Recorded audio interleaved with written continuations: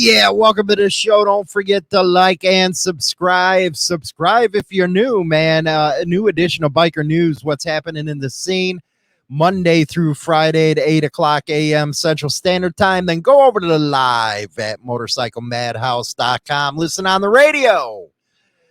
It's over. It's gone. It's bye-bye. Mayans have finally ended. It's season 5, and I did not watch it, so I don't know what the hell was going on any damn way. One thing I do know is both them shows had some real-world consequences when it came to the biker scene. Now, we all understand that a lot of what goes on in the biker community came from a lot of movies. It depended on the style of the motorcycles, the style of the clothing. Like when you had the Wild One come out, man, you know what? You even had a club that took its patch. But you had the Attitude from there. And then, of course, you had SOA come out. Everybody was a Dynabro at that point. And then the Cholo thing came up with Mayans. But it did have a lot of real world stuff behind it, especially people that wanted to just go right out, start clubs, do what they wanted to. They got this new way of thinking that they didn't have to ask permission because Jack Steller didn't have to ask, or Easy Ray didn't have to ask. So it really did in the long run. Yes, it brought more people into the sport of motorcycling. The problem is it brought in a different attitude of we don't have to follow traditions and stuff. And truly, I do believe that hurt the scene a lot. It really did. It hurt the scene a lot. You've seen a lot of bad stuff that happened because of these shows, especially the Attitudes, man. The Attitudes were something else. So let's go into this. I will not show you the video because it's ABC and they're pricks. First, there was Sons of Anarchy, a hit show about a California motorcycle club. Then came the series titled Mayans MC. Now, after 5 seasons, the spinoff comes to a close Wednesday night with a 2-hour finale. They act like that was a long run. Sons of Anarchy was 7 seasons. Mayans didn't get a lot of traction. I'm sorry, it didn't. You know, you can argue with me all you want, but it didn't get a lot of traction like Sons did. Mayans MC follows the life of Ezekiel Easy Reyes, who is the president of the outlaw biker gang that operates on the border between Cali and Mexico. They are rivals of the Sons of Anarchy, but hardly united. In fact, the tension between Easy and his brothers is at the heart of the final episode. Again, if you've seen the final episode, let me know in the comment section what you all thought about the series ending. And I guess they brought back on one of the episodes. I was shown this little clip somebody sent me. I guess Wendy, Jack Teller's old lady before he died or some whatever that stuff, was back on the Mayan show. So if you follow this kind of stuff, cool. It's entertainment, and that's what a lot of people don't get. It's entertainment, peoples. This ain't real life, man. So hopefully that this all goes away. You know, I've heard some people say since they showed this Wendy broad or whoever she is, talked about Jack's kids or something, that there might be a spinoff there. Who knows, man? But you know how they are in the movie business about how to try to keep it going to make that money. Unbelievable. So let me know in the comment section if you saw it. Let's go to some good stuff happening in the scene right now. We're going to be talking about this charity event that's going to be held, some Motor Maids stuff. If you don't know the Motor Maids, something is wrong with you. such as military veterans, law enforcement officers, business owners, and others, but there's two things they all have in common. It's their love for motorcycle riding and their drive to support those in need in the community. Douglas Reed, Vice President of the Road Wolves Salisbury chapter, tells us the community health fair will provide services to the area of Seaford. He says you can expect this year's event to be even bigger as they have even more to offer. And most importantly, they want you to know that every part of the fair is free. The Department of Health and Social Services that will be participating, they will be doing free dental screening. Doesn't cost a thing. All you have to do is show up, fill out some paperwork, and she can make recommendations for you if you need to see a dentist. We have Laredo Health, which is right there in Seaford. They will be doing the free COVID-19 booster shot. Again, everything we're doing is free. We have West Side Family Healthcare.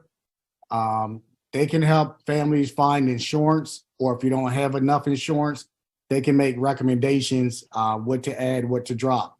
I think that would be very, very helpful for some of the families also. We have Delaware Technical and Community College. They will be speaking about how to attend Del Tech for free. You basically can't beat that. You're graduating, or if you're starting in 9th grade, they can pretty much tell you what you need to do to start preparing yourself. We're going to have financial literacy by Yolanda Soto. Talk about your finances. If you have any issues or any questions, she can kind of guide you or point you in the right direction. The event is free. I don't know if the president said it. There's free hamburger, free hot dog, free chips, free water, free drinks for families. You don't have to pay anything. It's a free event. All services are free. Now, they are also highlighting one of the founders of a nonprofit organization which was established in 1984 and has supported those who have an interest in motorcycle riding from the beginning. Great stuff coming out from the Road Wolves right there. A lot of good charity stuff going on within the biker scene, especially now that it is July, right in the middle of everything. A lot of good events are happening right now. Let's go to the Motor Maids, baby. Motor Maids out of Mass Live. Ladies of the White Gloves roll through Springfield. Delane Atkins, vice president of the Motor Maids, an all-female motorcycle club, don't think she'd like riding in the parades, but sometimes you are able to look beyond you. All you see is this big, long line of women riding. Atkins, who lives in Ohio, said Tuesday is the Motor Maids, and this is a very old organization. They assembled at the Springfield Technical College parking lots. The parade was part of the Motor Maids convention in Springfield. We do the parade to say a thank you to the community, said Kelly DeCapia, the Motor Maids district director for New England. Now, it drew about 350 to 500 if you count family members, including husbands wearing Motorman t-shirts. I don't think I go that far, though, okay? I don't think I do that, okay? Most of the 350 members at the convention appeared to participate in the parade, roaring out the Pearl Street up to Chicopee, then back through Springfield's four-state neighborhood and downtown to STCC. Again, the club is the North America's oldest motorcycling group for women, according to the American Motorcycle Association Hall of Fame. Yes, AMA basically is what it is. So that's some good stuff right there from the Motor Maids, baby. We got one sad story here, one sad story. And this is unbelievable. I don't know all the details. This came out of the Daily Express US.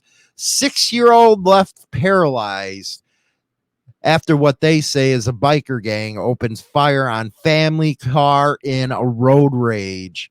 A 6-year-old girl may never walk again after her spine was severed in a horrific road rage incident. Onyx from Kentucky was in the family car when her stepmom tried to avoid 3 motorcyclists waving through traffic as she drove back home on I-65. But the biker gang became frustrated with her and opened fire on the vehicle, hitting the 6-year-old in the back. The girl had only celebrated her birthday a few days before. Oh, man. You know, we don't know what happened. It don't really mention that much in the article, so you can't make any judgments right now. You don't know if it's just a few of idiots that were on bikes doing it with, you know, whatever patches. Could have been freaking in, you know, one of them riding clothes. It could have been anybody, but you know how the media goes off about the biker gang. We're going to go over to the second half of the show right now. Don't forget, listen live on MotorcycleMadhouse.com or on our other channel, baby. Rock on.